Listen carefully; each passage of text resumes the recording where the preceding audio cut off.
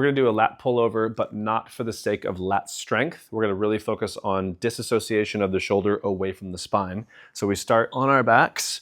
I'm gonna have my knees squeezed together, and I wanna go as straight with my legs as possible with my knees touching. So if I have to go all the way straight and my knees come apart, that's too far, but I do want my legs as straight with the bones of the knees touching.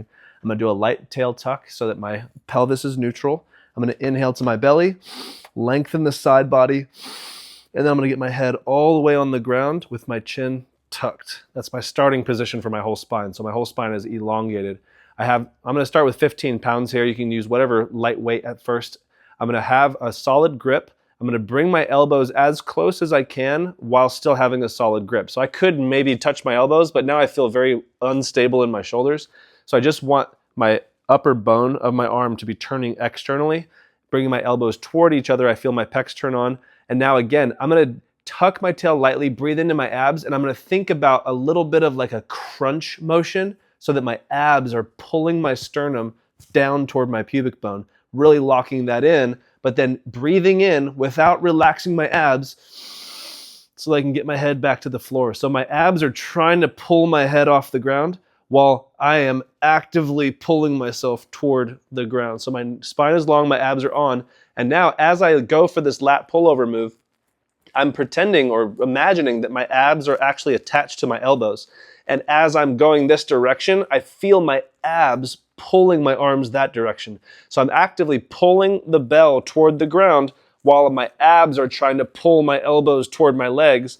And I'm inhaling, tucking my chin. I only go as far as I can before I feel like my elbows have to move away from midline, and then I pull this back down.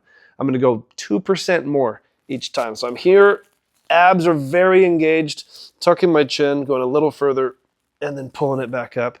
Inhale, tuck chin, abs are on. I can pull my heels into the ground a little bit, even involve my hamstrings. And I'm a little further.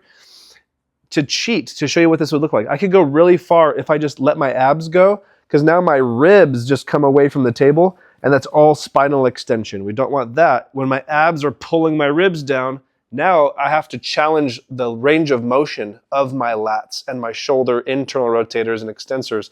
And that's where we get the range of motion in the shoulder that takes stress off of the neck, off of the spine. This strengthens my posture. It gives me more range of motion in my shoulders.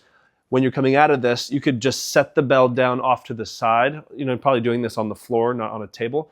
Set it to the side, then come up so you're safe, so you don't like set this down and dislocate your shoulder or something. So carefully move about, but I think that will decrease a lot of stress from these muscles up top, the upper traps. Because of that, this is getting elongated down. It's building a pendulum and a lever system that makes it more efficient to be lifting your arm up and over in the front.